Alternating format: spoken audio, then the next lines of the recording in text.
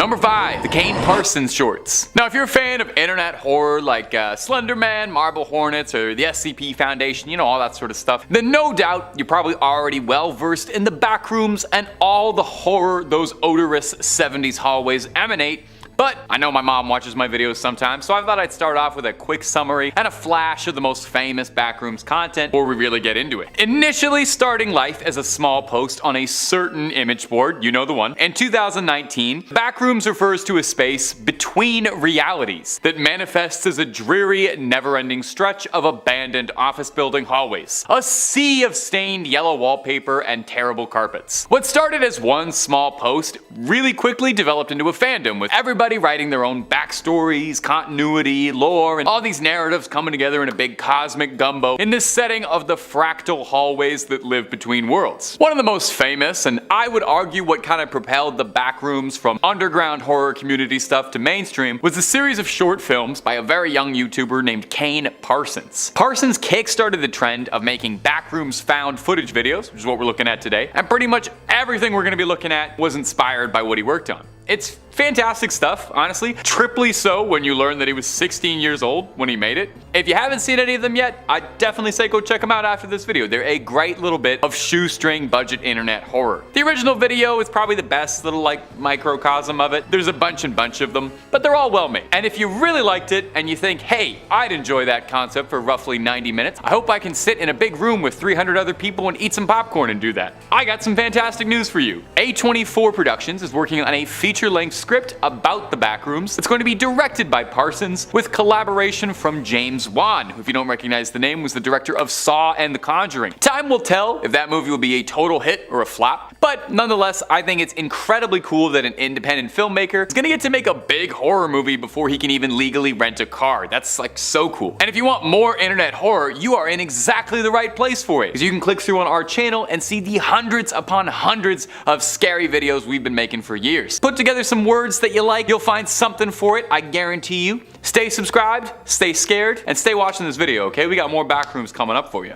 Number 4, no clipping through reality. Now, in that very first post that described the backrooms and created the initial lore, it said that the way you get to the backrooms is by no clipping through reality. If you spent most of your childhood outside playing sports with other kids and you weren't exclusively surfing the Steam forums, maybe the term no clip is unfamiliar with you. It's a video game development term, meaning no collisions, allowing you to pass through all objects in a digital space. It's mostly used for development, but it can also be a little cheat code in some games. I had a lot of fun no clipping through Half-Life 2 and feeling like I was some sort of temporal god, just like blitzing through all the levels in 6 seconds. The idea of no clipping in reality sounds kind of funny, but also if you really thought about it, just terrifying. I mean, imagine if you woke up one day and physics just stopped working entirely. It would probably stress me out. You don't have to imagine much more, because thanks to a Redditor and TikToker by the handle of Active Hypocrite, we have a look at just what phasing through reality might look like. And here's where it would go. Starts kind of funny, the chair scrambling around like a Source engine prop glitching out, and then not even 10 seconds later, our hapless protagonist finds themselves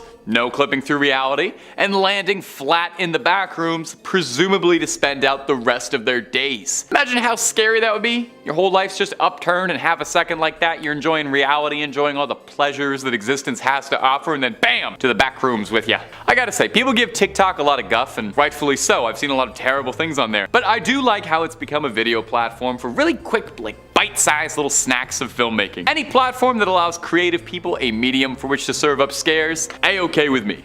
Number 3, the entrance to the backrooms on Google Earth. It's a popular trend on TikTok lately where users claim that they're able to find doorways into the infamous backrooms, finding the portals that connect the realities between, and that they can find these points on Google Earth. I've watched a bunch of them. Some of them, I'm not gonna lie, pretty corny, but some of them are pretty fun, like the one I've found for you here. Posted to us from user Super Game Kid, and I have to throw this out here. The video in question, when it was posted with the title, "Not Fake." So if you had any doubts, well, there it is, not fake. Duh. Not like anyone can attach photos to Google Earth or anything, no sir. Alright, we'll roll some of this clip in question. Now remember, this user found something strange in Japan. A big, mysterious looking complex, maybe a high-tech government institution, something that wouldn't look too out of place in an SCP story or something. That's already odd enough, because I don't know what this building really is. When you zoom in on it like they did, you get an up-close and personal view of everybody's favorite never-ending liminal series of hallways, the backrooms. I like to think that if the backrooms are out there, you know, in between realities, this endlessly expanding space of musty hallways, the way to access it was through the most advanced high-tech facility. Billions of dollars spent to get trapped in a mysterious stinky space. Isn't that mostly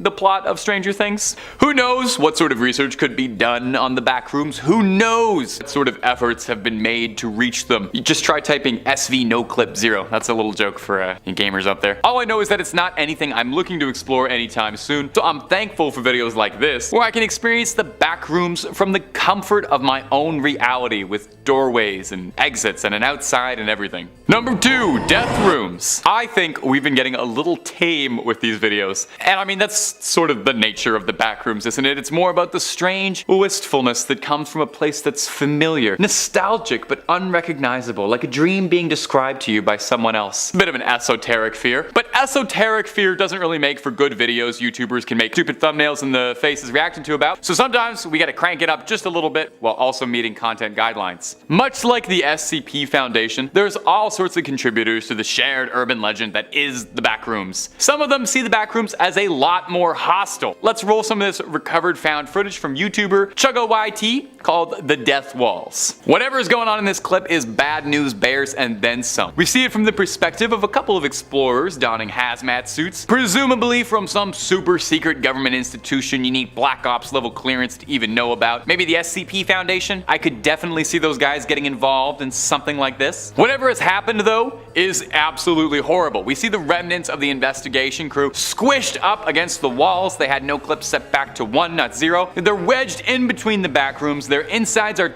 sprayed all over horrifically, but that might not even be the worst thing happening out there, because whoever we're watching the footage of is running from something horrifying that we can't see. Now there's a lot of low effort content about the backrooms, all the 3 AM posts, all the silly reaction faces. There's some very cool independent filmmaking and creative work being done with the backrooms, and I always want to shout out a more creative one when I see it. It's only a minute long, and it gave me a little spook. So toss ChuggoYT a like when you see him next, and tell him the top 5 scary gangs sent you. Number 1, the pool rooms. Since the backrooms first started becoming popular around like 2019-ish, there are so many clips and videos of people recording their own experiences, and everyone's got their own little like personal touch on what they think the backrooms is. And really, it's a shared internet horror story, so nobody's got a wrong answer. There's a lot of really great ones worth checking out, but I think some of them don't quite get what was making it so scary or unique in the first place. If it's just monsters and bad guys and scary writings on the walls, that's like any other horror setting. When the original post was just about a bizarre office space that looked familiar but off in a way that you can't really place. This video posted to Reddit called The Pool Rooms really captures that for me. It's an endless, sprawling, familiar location. Doesn't really look like anything out of reality. It looks almost like it could be like an abandoned shopping mall from the 80s or something. You know, that ceramic style, that trademark soulless architecture and design. You can tell where like a food court Taco Bell should be, except it's all been mostly flooded up to about shin level. It's enough to be annoying, but not enough to be impossible to travel through. There is really something about this, for me at least. The stillness when something should be there, something will leap out at you but never comes. Look at it for a long time and just think about how unpleasant it would be to be in there. Cold, lonely, constantly wet, no reprieval or even a moment to catch your breath and get dry. The backrooms and the whole concept of it is scariest when I think it's like a dream that you're only sort of half remembering, where you're not sure what's real and what isn't. Everything in this video has been real though, I'll tell you that. I would never tell you something fake on this channel. I love the pool rooms. I love the aesthetic of it. The Redditor who posted it, one Jared Pike, does a lot of cool art, very much in this style of like scary liminal spaces on his personal Instagram. So if you were like me and you were enamored by the haunting beauty of this clip, give the guy a follow, because it ain't easy for a struggling artist out there. Not like Not like I would know anything about that. Number 5 on this list is the alien baby. This is a clip of what looks like an alien child. We know how the government is with aliens and anything extraterrestrial, so it's clear why they wouldn't want the public looking at something like this too closely. I mean, they don't let anyone in on anything happening in any of their secret bases, so it makes sense they wouldn't want us watching a video like something like this. Let's show 30 seconds of this clip and you guys comment down below what the heck this thing is. Now, how are you feeling? You feeling okay? You feel well? Go and get you something? You want a glass of water?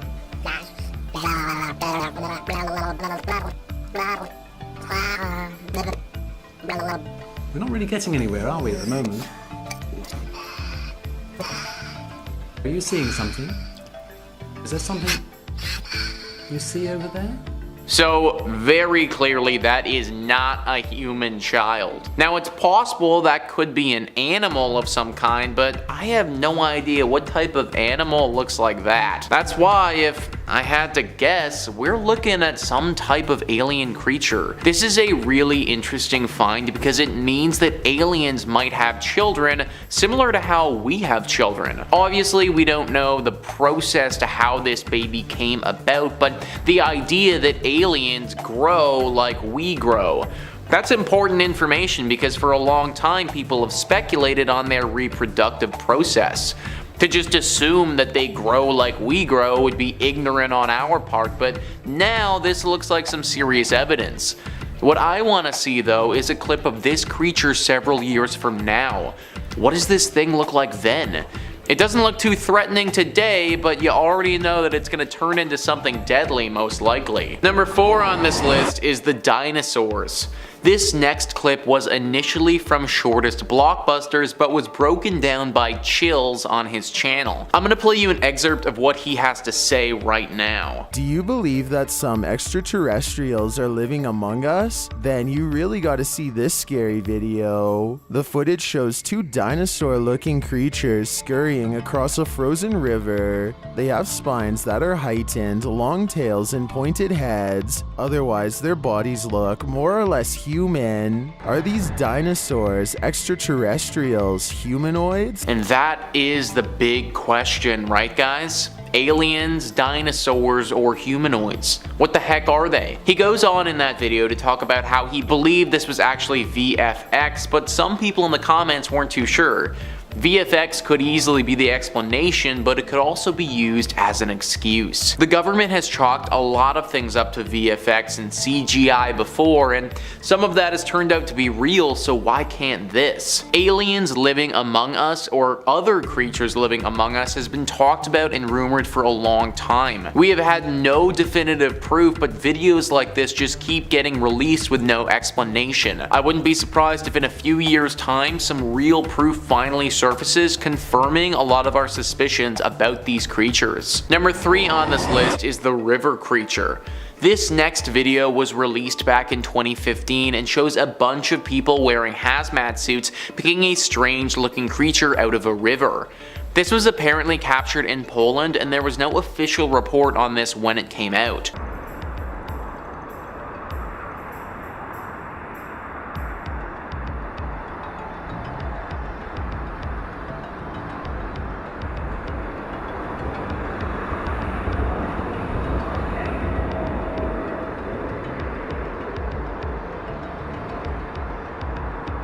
So as we can see, there is a bunch of people with hazmat suits picking up this weird creature from the river. What is that creature and why do they need to be wearing these hazmat suits for?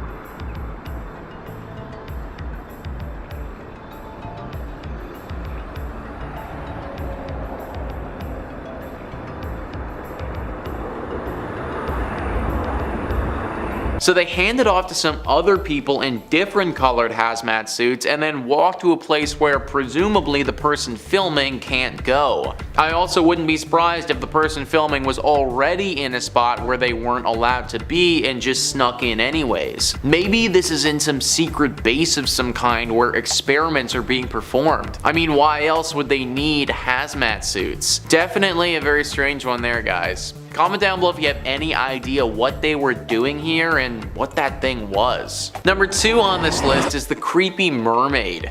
So I always thought that I would want to meet a mermaid, but if this is what they'd look like, then I definitely don't have any interest in that anymore. We're gonna see a clip from a video here that was posted back in 2018. It looks to be of a docking area somewhere and has an incredibly scary creature lying across the dock.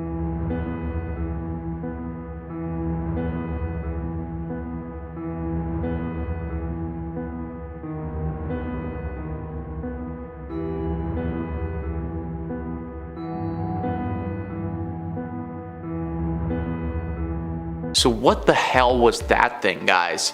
That is one messed up creature that is hanging around there. Maybe it got scared off by the camera and decided that it wanted to head back in the water after it spotted the person filming it. It had a tail kind of like a mermaid, but at the same time, there wasn't really anything human about this thing, so maybe it isn't connected to that at all. But if it isn't a mer person, then what sort of creature could this thing be, and why haven't we heard more about it? You have to imagine that if creatures like this are swimming around our waters, that the government, they'd be aware of this, but they haven't said anything about it at all. Who knows how many creepy things are in our oceans that we don't know about. And number 1 on this list is the creepy creature. The video that I'm going to show you was uploaded by Keenan Music to YouTube on May 7th, 2021. It's a very short clip, only 15 seconds long, of someone investigating Japan using Google Earth and discovering something super creepy and weird. An unexplained object is going to be flying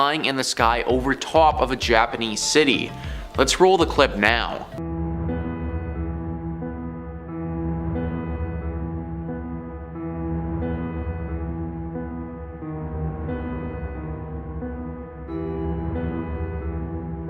That thing almost looks like a drone, but it also looks like it could be made from organic material. I also don't know of any drones that look like that are constructed by humans.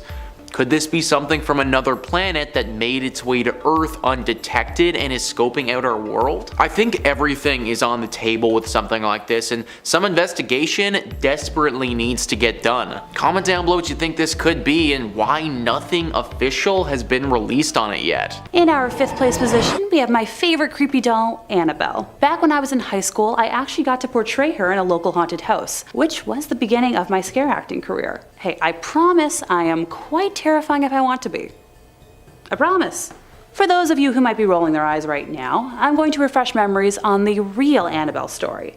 So feel free to cozy up and listen. Donna and Angie were student nurses and good friends who had decided to room together while in school. And for Donna's 28th birthday, her mom had gifted her a very large Raggedy Ann doll, something she was thrilled about. Personally, I'd react the same way. Let the record know that I'm always down to accept gifts of dolls or plushies. Soon after adopting the precious doll, Donna started to notice some weird behavior. She would leave Annabelle in her bed every morning behind her locked bedroom door, seating her the same way with her arms and legs crossed, and would come home at night to Annabelle having moved rooms and in positions that weren't possible. She's described a few instances of the doll kneeling, and speaking from experience, stuffed dolls can't kneel without falling for more than a few seconds. Donna and Angie then started finding notes left throughout the apartment, written on parchment paper in red pen. 2 things they didn't own. When Donna's boyfriend Lou started criticizing the doll, unexplainable handprints and scratches began appearing on his body. And that's when the girls made the decision to call a priest, who then brought in the Warrens. They were able to calm down the entity enough to remove it from the home and transport her to their museum, where she resides to this day. Now, the footage I'm talking about here is from the visitors who have visited Annabelle in her current residence over the years. If you look closely, you can just see the energy that's alive in her. Also, if she was never removed from her box until like the last few years, how is she able to change position ever so slightly from one video to the next? You tell me here. In 4th place, we have footage from a Buddhist exorcism. Known as parita, which can be translated as protection or safeguard, it refers to the Buddhist practice of reciting certain verses and scriptures in order to ward off misfortune or danger. The practice of reciting or listening to the parita suttas began very early in the history of Buddhism. The Mahavamsa contains the earliest historical reference to this practice, describing how Upatissa I instructed monks to recite the Ratana Sutta throughout the night during a period when Sri Lanka was afflicted by plague and diseases. In the Pali literature, these short verses are recommended by the Buddha as providing protection from certain afflictions. The belief in the effective power to heal or protect of the Sakakariya, or asseveration of something quite true, is an aspect of the work ascribed to the Parita. It is also widely believed that all-night recitations of Parita by monks bring safety, peace, and well-being to a community. Parita discourses can be recited at events like a funeral or on the death anniversary of a loved one, and can also be recited to placate antagonistic spirits. In 1987, Ed and Lorraine took a trip to Japan to offer their expertise in some cases that were ongoing in different parts of the country, with one of their stops being to a Buddhist temple. Describing everyone they encountered as lovely, Ed and Lorraine were shocked when they came upon not one, but two people under possession. Ed described one as being under the influence of a snake demon, as they slithered around the floor constantly with their tongue darting in and out of their mouth. The possessed people were blindfolded, so the demons couldn't witness the rites, as the Buddhas went through the rituals and chanted around them. After the spirits were cast out, a bonfire was built to help guide them towards the afterlife. The footage we see is from a later round of prayers, which was held because one of the sets of spirits refused initially to depart from her attached soul. You can hear Lorraine attempting to guide the spirit out with the aid of a translator, coaxing Teresa to go on to the light and fly away, that her family was no longer here. In third place, we have the elusive White Lady of Union Graveyard. Some believe she is Harriet Seeley, whose young son passed shortly after being born, and Harriet herself passing soon afterwards. Legend believes she may have died in hopes of finding her son, and still wanders their final resting place searching him out, while others believe she is the ghost of a woman from the 1940s who killed her husband and later herself and is doomed to wander the graveyard. You tell me which one you believe. Her physical description is the one thing that remains consistent. She is a young woman wearing a white dress with dark hair. Thank goodness I'm not wearing white today. It seems as if she enjoys scaring the daylights out of the living, which, hey, my kind of gal. Many who have witnessed her believe they have almost hit her with their vehicle, only to find no trace of her once they pull over, while others claim they have often seen her hovering slightly above the ground around the cemetery, going back and forth amongst different gravestones.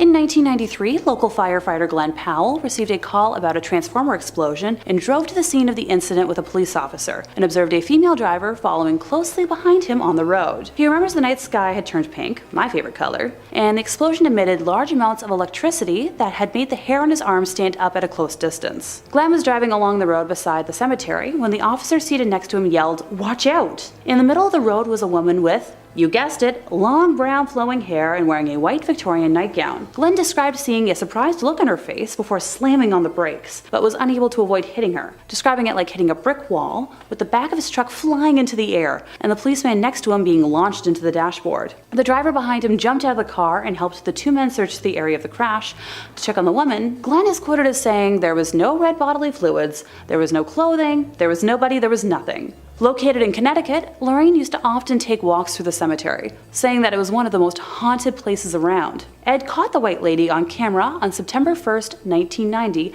at 2:40 a.m., his 7th night in a row of filming at the cemetery, determined to have footage as proof, and we can show some of that footage to you now. He described dark figures surrounding her, shapes that he said were wood ghosts that seemed to jump on her while they all argued. In second place, we have the Amityville Horror. On November 13th of 1974, Ronald DeFeo Sr., his wife, and 4 of their offspring, Dawn, Allison, Mark, and John, had their lives ended by a firearm inside their home in suburban Amityville, New York. And at the time, homicide detectives claimed it was the largest number of victims in a single slang on Long Island. The deceased were found in their nightclothes and were shot in the back, apparently while they were asleep. There were no signs of a struggle inside the home, where a sign hanging outside the main entrance read, "High hopes." Sure. The killings were reported by the only surviving member of the family, the oldest son, Ronald. He told the police that he arrived at the home shortly after 6 p.m. but found the front door locked, so he crawled into the house through a window and stumbled across the icky scene. He later confessed that he had ended the lives of his family around 3:30 a.m., acting out the scenes for detectives as he described how he took out his family one by one, with the weapon eventually being found in Amityville Creek. Ronald's trial began in October of 1975. His defense attorney, William Weber, tried to make a case that the defendant, who allegedly heard voices, was innocent by reason of insanity, but the court eventually sentenced him to 6 concurrent 25-year to life sentences. Try saying that 5 times fast.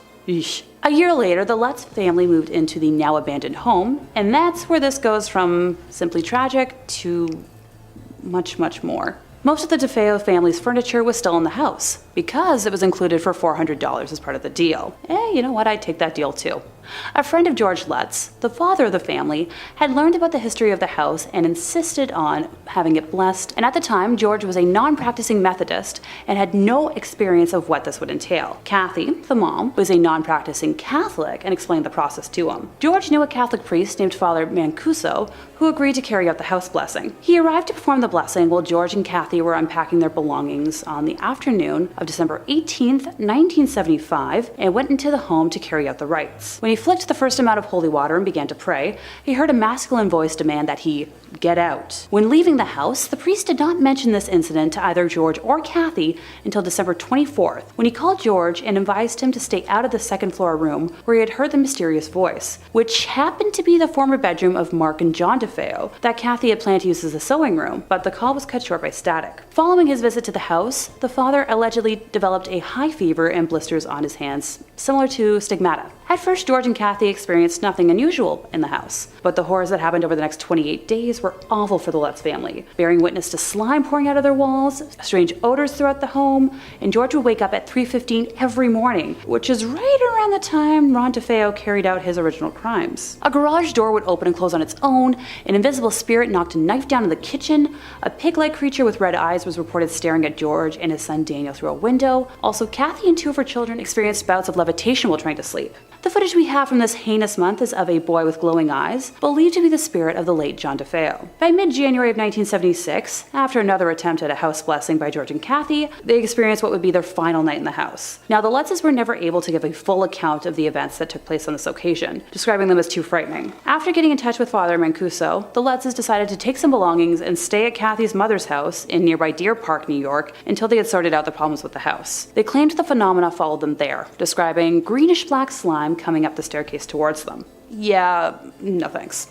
And finally, in first place, we have footage of an American exorcism. While the video is blurred out on YouTube to protect the identity of the poor girl, I personally think it's up there as one of the most frightening things I've ever seen. At an hour and 20 minutes long, it depicts a Catholic bishop in Connecticut attempting to converse with a demonic entity that has possessed the body of an innocent young woman, while her family restrains her. Ed and Lorraine were the ones to alert the church to the possession after meeting her during an audience chat session that was held at the conclusion of one of their public presentations. During portions of the exorcism when prayer is done, you can hear the demon acting wildly, and it originally refuses to give its name, both of which are quite common in cases of demonic possession. Eventually, we learn that there are 4 demons possessing our victim, with one of them identifying themselves as Robert, which happens to be a name associated with the son of Satan. I'll let a snippet roll now, allowing you to hear the woman for yourself. Number 5, the Blair Witch Project. I remember seeing this when I was like 10, and I'm not gonna lie, it kind of scared the shit out of me. It still does. It tripped me out because like back then my parents were like, oh, don't worry, honey, this is made up, after like every scary movie we watched. But this time they were like, was that real? You know, my dad just sat there quiet thinking. I was scared. Because the whole production apparently did such an amazing job from top to tail of its release, making the audience still feel like it really happened. The Blair Witch Project is probably the most famous found footage movie ever made. The campaign tactic was that the viewers were told through missing persons posters and that the characters were missing while researching in the woods for this mythical Blair Witch. Their IMDb page even listed the actors as missing and presumed deceased in the first year of the film's release. Even the film's website contained actors posing as investigators giving testimonies about their evidence. They even shared childhood photos of the 3 leads to add a sense of realism. By August 1999, the website had received 160 million hits and the movie went from a flop at midnight to the top worldwide. During screenings, the filmmakers made advertising efforts to promote the events in the film as factual, including the distribution of flyers at all of the film festivals such as Sundance and Cannes, asking viewers to come forward with any information about the missing students. All the actors making their feature film debuts as well were described as missing and presumed dead. The actors' parents even started receiving condolence calls and sympathy letters. The actors got to witness the movie blow up, but they weren't even invited to the screenings due to the publicity. Imagine not being able to go see your own premiere, or even really celebrate your huge role in this huge successful movie. It's kind of sad for the actors, don't you think? I think it is. Number 4, The Bay. Of course, if you like what we do here on Top 5 Scary, throw us a thumbs up down below or comment which one of these real-ish movies scared you the most. The Bay is a 2012 American mockumentary horror film directed by Barry Levinson and written by Michael Wallach. The movie's basically about a small town getting infected with a contaminated water source that 2 oceanographers discovered in the bay without saying anything. After investigating fish being eaten from the inside out, they realize that the culprit is this tongue-eating louse creature that looks like the bugs from like Starship Troopers. Yeah, really scary. The movie came out as a result of a documentary Levinson was asked to produce about real problems facing the Chesapeake Bay. Although Levinson chose to abandon the documentary upon learning that it was already being covered by a huge news network organization. Levinson instead decided to use all that research to produce this horror film, which he hoped would shed light on the issues facing Chesapeake Bay. As such, when promoting the film, he noted that more than 80% of the film is real and actually factual information. Also, 80% is so real that it had to wait to be released and cleared first. What? Yeah, this was like a real issue, hence the confusion around the found footage. Apparently this nuclear disaster monster giant isopod in the bay aren't real, but the small isopods filmed are very real. You see a tight shot of the isopod, Levinson said. That's not CGI, that's real. We just pulled that out of the Atlantic Ocean. The isopods do this really gruesome thing, which the bay does a great example of, is that they eat the fish from inside out. All that stuff is actually factual. A leaking nuclear reactor actually does have a runoff heading towards the Chesapeake Bay. Its quantities aren't great, but the fact that it's actually happening seems scary enough. The chicken farm runoff stuff is actually factual too. At the end of the day, yes, it's a movie, not a documentary, but it's infused with a lot of things that are really real. I think it adds to the nature of the piece, end quote. Hey, spoken like a true artist. And that's why the film has gotten so many great reviews. Give it a watch, very spooky, very well done. Number 3, the Poughkeepsie Tapes. Writer-director fam jam duo John Eric and Drew Dowdle are best known for their sinister yet impeccable found footage movies. Yeah, it's pretty gory and actually had to wait 10 years before being released due to the graphic footage on it. It's rumored that it was held for 10 years due to its contents and disturbing atmosphere, referring to it as a banned movie. It's likely that MGM felt audiences weren't really ready to see such graphic content. In an abandoned house in Poughkeepsie, New York, murder investigators uncover hundreds of tapes showing decades of a deranged killer's work. And in an all too realistic found footage mockumentary, the moments showing the killer POV are things of nightmares. I'm not gonna lie, this is like the goriest movie on our list today. But with scary movies, sometimes comes a little gore, you know? The Poughkeepsie Tapes plays out as a faux documentary following the discovery of a very large collection of VHS tapes created by said deranged psychopath, and the investigations that follow. The documentary is well shot and played out in a believable manner.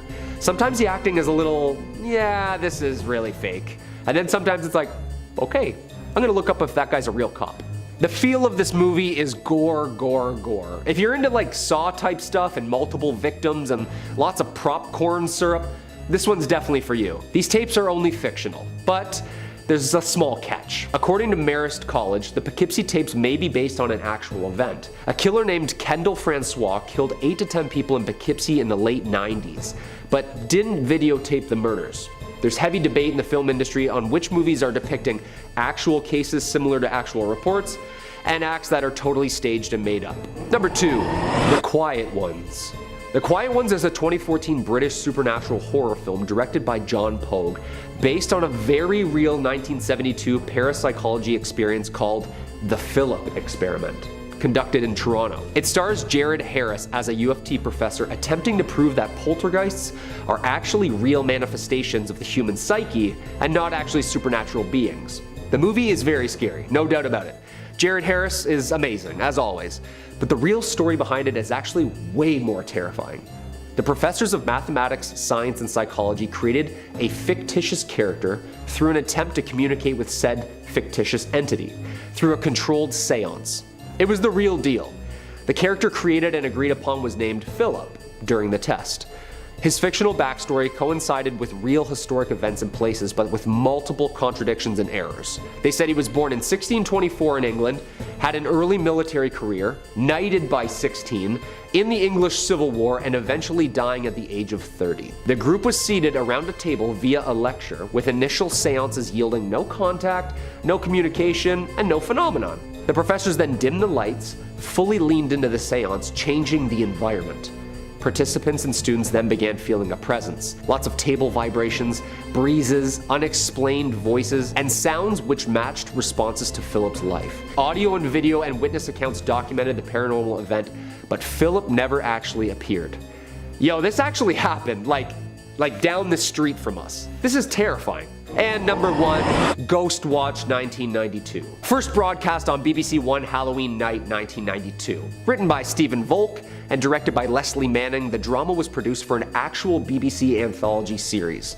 Despite having been recorded only weeks in advance, the narrative was presented as a live television broadcast. During and following its first and only UK television broadcast, the show resulted in an estimated 1 million separate phone calls to the BBC that night, dealing with a mixture of complaints and praise for the program's bizarre release. Yeah, Ghost Watch has never been repeated on UK television. It's been replayed on stations such as the Canadian channel Scream for Halloween once in 2004, and the Belgian channel Canvas in 2008. The hour-and-a-half event was shot documentary style and appeared as part of the BBC. It involved actual BBC reporters performing a live on-air investigation of a so-called haunted house in London in which demonic poltergeists activity was taking place. Through found footage and interviews with family living there, they discovered the existence of a violent ghost nicknamed Pipes. A nickname from their kids. Footage actually showed the police arriving at Foxhill Drive, and the spirit even dragged a BBC host behind a door.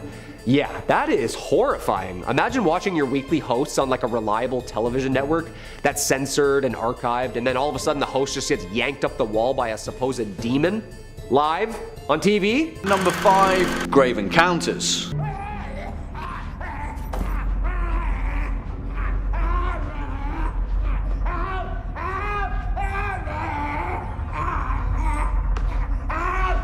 Now, you guys had a lot to say about this particular film in the first part of this series, and rightly so, because, put it this way, if every episode of Most Haunted was as awesome as this, then we'd have enough content to keep us going for the next few decades. Written and directed by the Vicious Brothers, aka Colin Minahan and Stuart Ortiz, Grave Encounters is a 2011 Canadian supernatural horror film that strikes at the vein of paranormal reality TV, which, as I mentioned previously, is a much needed antidote to the found footage genre as a whole. We, as an audience, need to be able to suspend our disbelief when faced with such a personal depiction of horror. Again, it strikes the question, why are they still filming? Well, this film follows Lance Preston, the charismatic host of Grave Encounters, an infamous ghost investigation TV series, and his crew as they make their way through the abandoned mental asylum Collingwood Psychiatric Hospital. What plays out is a genuinely nerve-wracking classical ghost story. I'm not going to sugarcoat it, there's not much more to the plot other than the pursuit of the paranormal and the pains that come with it. But as far as that goes, Grave Encounters does it very convincingly, and it's jammed with some genuinely uneasy moments. So much so that the Vicious Brothers have extended the Grave Encounters series and developed quite the cult following in the process. Coming in next at number 4, Devil's Pass. Benson, come on! Come on!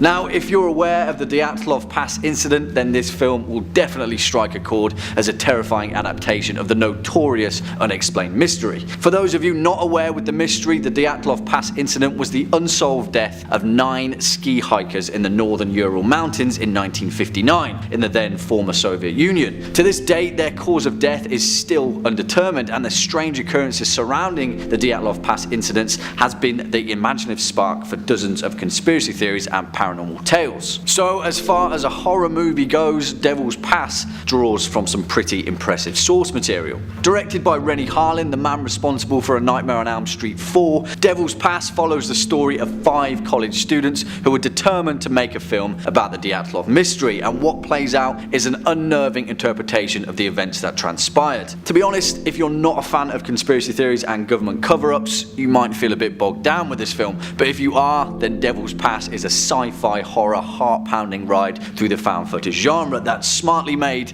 and surprisingly hilarious in parts. Next up at number 3, House LLC. What are you looking at?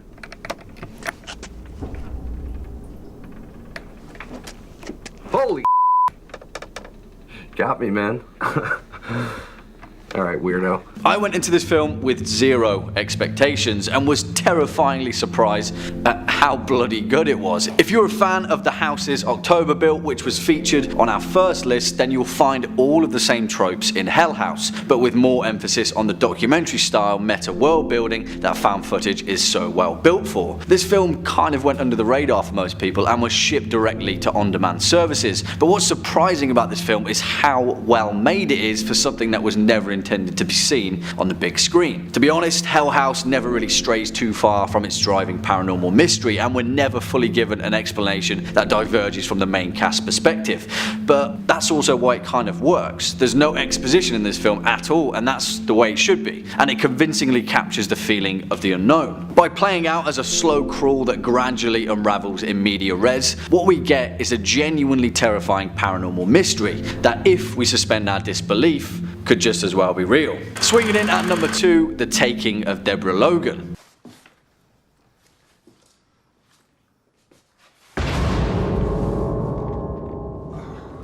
Hey, letting all my heat out.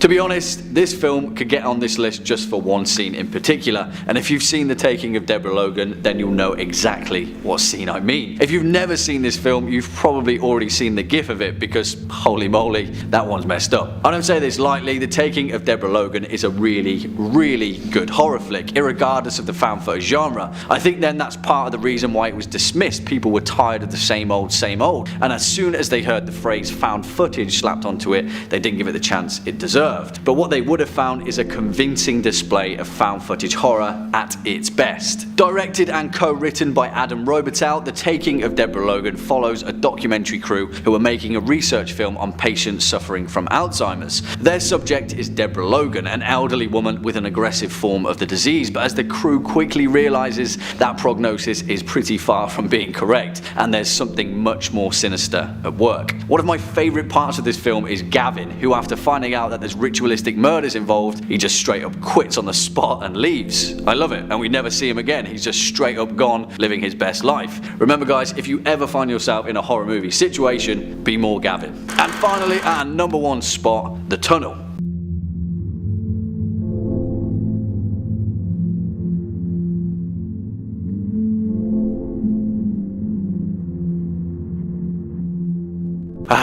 Holy moly, this film is ridiculously good. Equal parts thoroughly entertaining, convincingly made, and just straight up terrifying. Which makes it so much more impressive then that this is essentially a fan-made film, crowd-funded by selling individual digital frames for $1 a piece. Now, I will forgive most criticisms with this film, and to be honest, if you weren't a fan of the Blair Witch Project, then in all likelihood, you won't enjoy this. It is very unforgiving with its handheld sequences, there's a lot of disorientating shots, but I don't know about you, that's exactly what I want in found footage horror. I want to feel like I've stumbled upon a tape that shouldn't be seen. It's the reason why I believe found footage horror can be so effective when it's done right. It's not entirely what we see, it's the small moments of chaos that force our imagination to fill in the gaps. On top of that, we have an extra layer of exposition from the documentary sequence, allowing us to witness how the imminent threat ahead has already affected the survivors. What we get is a terrifying display of claustrophobic horror that seriously is edge of your seat stuff. Give this one a watch and then let me know your thoughts in the comment box down below, and maybe we'll have enough traction to pull off a part 3. Kicking off at number 5, The McPherson Tape, 1998.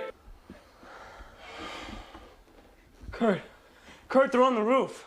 Kurt, what are we gonna do, man? We're on the roof. Oh, Close the flue! Also known as Alien Abduction Incident in Lake County, the McPherson Tape is an incredible display of science fiction horror done well, in a time when the found footage subgenre was just finding its feet. I'll be honest with you guys, when I first saw the McPherson Tape as a kid, when it was broadcast as a straight-to-TV film, I thought it was actually real. And I wasn't alone either, because when it originally aired on UPN on January 18th, 1998, hundreds of people called in to verify that it wasn't actually portraying real-life events. So much so that the Lake County Sheriff's Department had to release a statement reassuring viewers that the events didn't take place. The McPherson Tape centers around a family of the same name who have gathered together for Thanksgiving at their lake house when things quickly and mysteriously go wrong. As usual, I don't want to spoil any plot points for this film because it's definitely worth a watch, but if you're terrified of the thought of little green men roaming around your house at night, then you'll definitely be a fan of this film. Coming in at number 4, The House is October Built, 2014.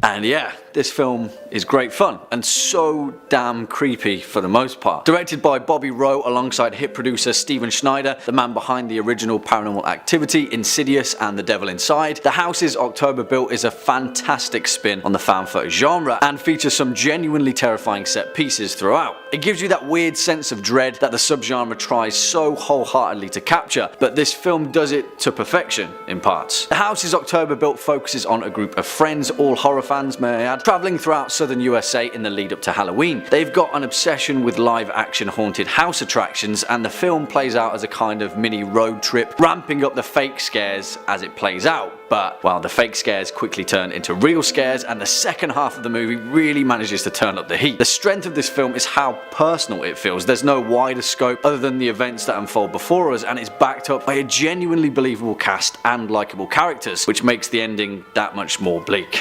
Give it a watch. Next up at number 3, Noroy, The Curse, 2005.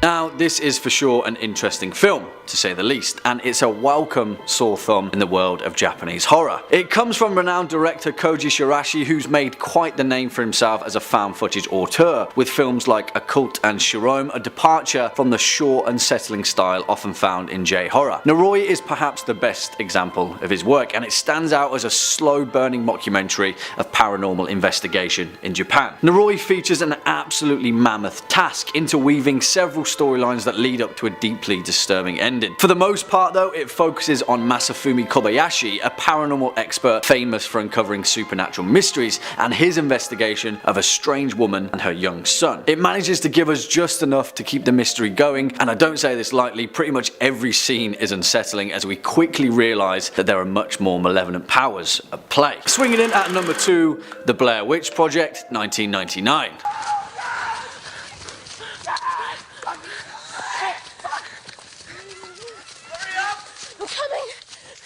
My boots aren't laced.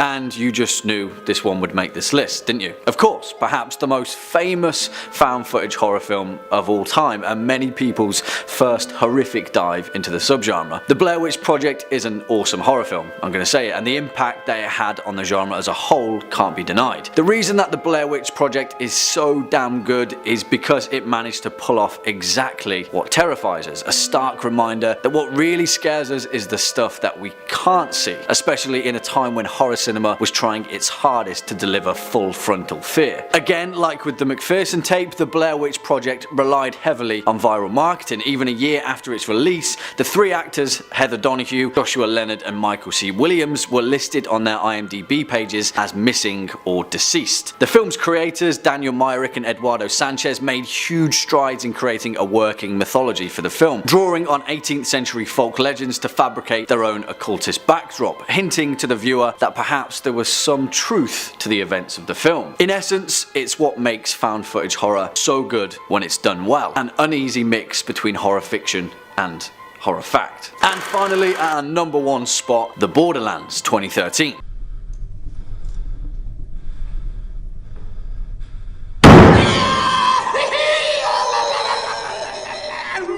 Also known as Final Prayer in the US, but come on, the original title is so much better. The Borderlands is a 2013 British horror film written and directed by Elliot Goldner in his directorial debut. I'm going to say it, this film is awesome for many reasons, but the main reason is that it answers a question that somewhat mires the believability of found footage horror. Why are they still filming? Well, the Borderlands has a pretty decent answer for that. 3 men who were sent by the Vatican to provide evidence of demonic occurrences in a remote church in rural Britain. I really don't want to spoil anything in this film because I sincerely urge you to watch it if you haven't. But in my opinion, this is one of the best found footage horror films of recent times. It's equal parts The Wicker Man and equal parts The Exorcist, and it's an awesome display of British folk horror, an emerging subgenre that is really hitting the mark for this particular horror fan. Really guys, I can't say much more other than just watch this one because it's really good. Number 5, Spree. Coming in first on our list is the newest release and a new age classic that I think give it a few years will get the recognition. Spree. It was called American Psycho for the digital age, and I think that fits. Spree stars Joe Keery of Stranger Things and Joe fame, putting down the baseball bat and the hair gel and sitting behind the wheel of a rideshare service, playing a down on his luck young man named Kurt who wants nothing more than to be a viral famous social media star.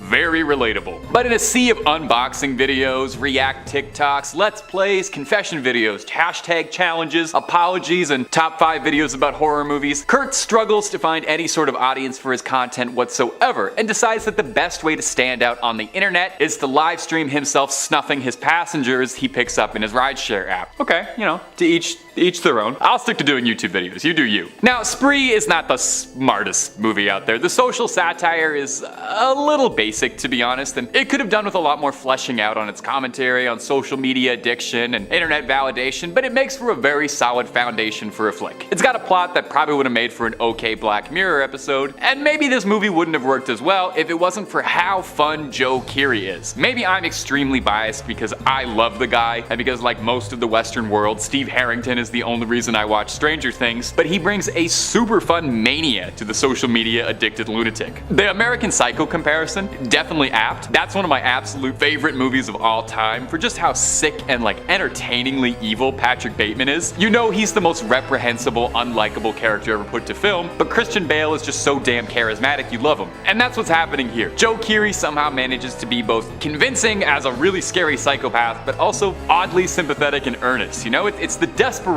Have you ever seen a man soaked head to toe in blood, shaking and quivering after doing something unspeakable, and he's still asking you to subscribe to his channel? And speaking of vapid, deranged, dead-eyed internet personalities looking for fame, if you're looking for more scary movie reviews, ghosts, goblins, and aliens, well, click through to Top 5 Scary and subscribe. We've got loads more content with me behind the wheel, but not really, I can't drive. Look at me, I just skate. Number 4, VHS. VHS eventually exploded into a mega hit franchise. I think there's like 5 or 6 of them, not even including spin-offs, but it all comes back to the daring original. VHS was a collection of horror movie shorts, all under the same theme of bizarre found footage horror, and the result is electric. It's like getting to sit at home for your own private horror movie film festival. Now, the collections of shorts featured were all directed by, at the time, fairly underground independent horror movie directors, but now looking back at it, it's like they've assembled a really impressive pantheon of rising horror legends. We got stuff from Adder Wingard, who gave us You're Next in the 2016 Blair Witch reboot, which was okay. We got one from David Bruckner, who would go on to direct The Ritual in the 2022 Hellraiser. And we've got T.I. West, who would make the A24 darling Pearl. So it's a film with nothing but wall-to-wall talent and creativity at their best. It also made the format of being an anthology movie like part of the plot of the movie itself, which I thought was very meta and juicy. A group of career crooks film themselves committing violent and vile acts, and hey, I wonder if they knew the guy from the first movie.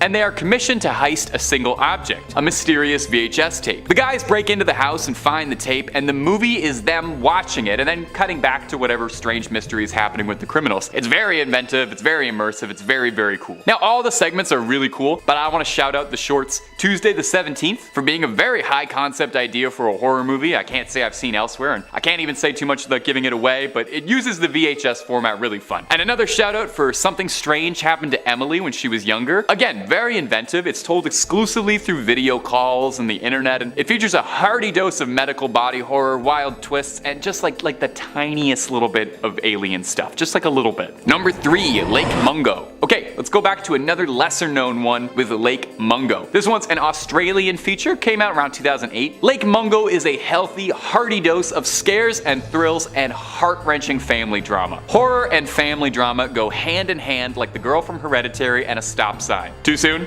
That was too far? That was too far? That was too far. In Lake Mungo, we're in the perspective of Matthew Palmer, a young man who has been depressed and broken shortly after his sister's drowning shattered his family's well-being and mental health. However, Matthew begins to see signs of his sister everywhere, feeling her presence in the house with him, and mostly because he keeps seeing her ghost all around. He sets up a surveillance camera system all over their house and begins making a documentary about his experience hunting for his sister and closure. As the investigation as to whether or not his sister really is haunting them, Matthew ends up uncovering family secrets that were long thought buried and finds himself haunted by his sister's loss in a way much grander than any ghost story could. Now, what I really like about this one is pretty much right up until credits, you'll be asking yourself what's happening. Not in a confusing way, like an Inception sort of thing. It's just got a bunch of fun and clever twists that kind of keep you guessing the entire film, keep you asking questions. The film uses the medium well. It allows the audience to go on this journey with the family, where you're there with them and you're asking too what's happening, if it's really a haunting or if it's all just a sad family wanting to see their daughter one last time. It honestly ends up being really heartwarming in a bizarre way. You don't see a lot of horror movies that kind of get you right here, and without spoiling like too much, because I do want you to see it, unlike Hereditary, this one doesn't really have like a happy ending, but it doesn't have a horrifically sad ending. It's kind of bittersweet. It's genuinely very touching. So if you're looking for something to tug at your heartstrings a lot while also making your hair stand on end, you can't go wrong with Lake Mungo. Number 2 is Wreck. Maybe you've already seen this one because it was a smash hit commercially and critically, but if you haven't, man, come on, you really oughta. Wreck is found footage stuff at its best, putting you smack dab in the POV of the action, and it makes you feel like you're both part of this horrifying nightmare, but also kind of like you're like an FBI agent watching evidence recovered years after the fact in a dark room. Wreck follows a film crew that's recording something when they find themselves caught in a way bigger story. When a neighbor attacks someone and bites them, police quarantine off a building for an unknown reason, and you get to experience it all go down in first person as more and more people inside the building seem to be turning into something a little rabid, vicious, and more than a little undead. Wreck does zombies 28 Days Later style, with a pretty interesting twist that I won't give away if you still haven't seen it. They're fast, violent, and unpredictable, and it makes for a super entertaining movie watching the protagonists try and fend off a horde of undead in these really cramped, tight, claustrophobic spaces. There's a lot of excellent choreography work going on here to make sure everything fits in the frame, and the first person view of the camera really makes it feel like you are stuck in there with them too. If you let yourself get into it, you really have a good time with this one. Like, if there was ever really a zombie apocalypse happening, I think we could all agree there'd be gigabytes worth of cell phone footage to go through. So in a bizarre way, this movie about a zombie apocalypse feels oddly realistic. Even just outside of being a good found footage horror movie, Wreck is also just a super good zombie movie if you're into that sort of thing. They remade it into Quarantine for Americans a year later, but if you want my advice, skip the remake and just go for the original, and that is honestly true of like 99.9% of all horror movies anyway. Okay, before we get into number 1 properly, I wanted to cheat a little bit and break the rules of top 5. Don't tell anybody that I added some extras, but I wanted to shout out a few honorable mentions that I love that didn't make the cut. Blair Witch is going to be the first one. The original, the sequels are all iffy. Number 2 is going to be Troll Hunters. Really fun monsters. Yeah. Paranormal Activity, it's pretty good. It's not super my thing, but it's pretty good. And finally, wanted to shout out Host really quick. It's about a seance that happens on Zoom, just came out, very modern. Okay, there we go. So number 1 on the list is going to be Creep. It's got nothing to do with Radiohead. Sorry. Coming to us from Patrick Bryce and indie darling Mark Duplass, he takes a break from earnestly mumbling through an indie movie to play a completely chilling, well, the title said it, creep. This movie is basically just watching Mark Duplass be really weird in front of a camera for an hour and 20 minutes. It's a great example of when you can do a lot more with a lot less. This movie is as absolutely bare bones as it gets. There's 2 actors in the entire movie, and they're the 2 guys who wrote and directed the movie. A struggling videographer, Aaron, gets an offer to film a series of personal diaries for a strange client, Joseph, who has an inoperable brain tumor and wants to leave a series of videos behind for his unborn child. Which does sound nice, until Aaron gets there and discovers very quickly something is really off about this, and this isn't going to be a normal job. This movie is all performance, and Duplass Duplass crushes it as the bizarre, mysterious Joseph. He plays him really, realistically creepy. Like, he's the kind of guy you'd meet on a bus and spend the rest of the day thinking about. Like, you know something is wrong with the guy, but you're not really sure in what way and just how afraid of him and how dangerous he might be until it's too late. It's a movie that really gets in your head and gets right under your skin. If you leave the movie terrified of the main character, but also very enamored in equal measures, worry not, because Bryce and Duplass agree with you, since there's a Creep 2, which is apparently just as good as the first. I haven't seen it yet, I only have so much time, but I should see it eventually, since there is a Creep 3 in early pre-production stages. So although this guy may be a completely unsettling weirdo, we love this creep and can't get enough. He belongs here. Number 5 on this list is the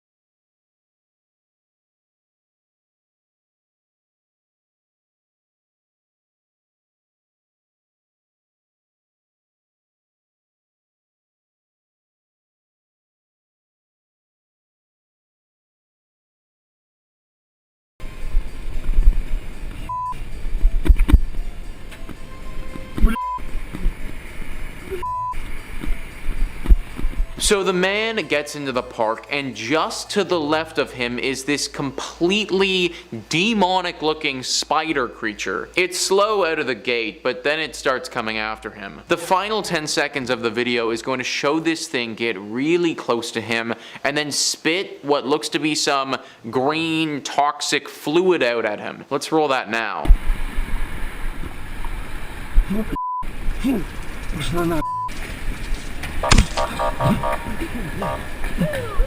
So yeah, let's put it this way. Whatever this thing was, it definitely isn't human or any sort of animal that we're aware of. Now, can I say for sure that it's a demon? No, I can't, but I can say that it definitely looks very dangerous. Watch your back, everybody. This thing came after this dude in broad daylight in the park.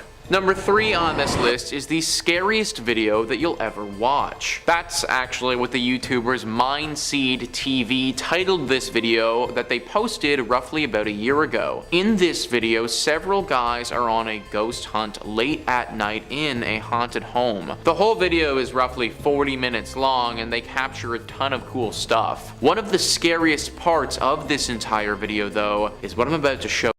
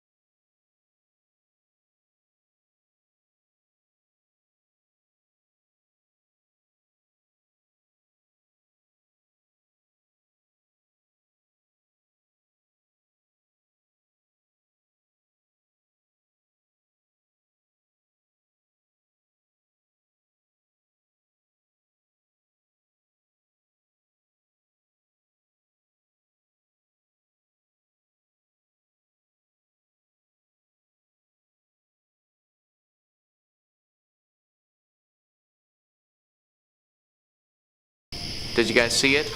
It was pretty fast, so I understand if you didn't. From behind the bushes of this man's home, there was a creature that looked very far from being human. Let's get a closer look at this thing, and you guys feel free to comment down below what the heck you think this thing is. So seriously, what the heck is that? It almost looks like it has some underwater qualities, but like, obviously that doesn't make any sense at all. I personally think this is a demon of some kind, but what it wants with this man and where it came from, these are all questions that we may not be getting answers to anytime soon. And finally, number 1 on this list is the hallway demon. This next video was posted back at the end of 2020 and shows somebody getting into a very close encounter with what looks to be a dangerous demon.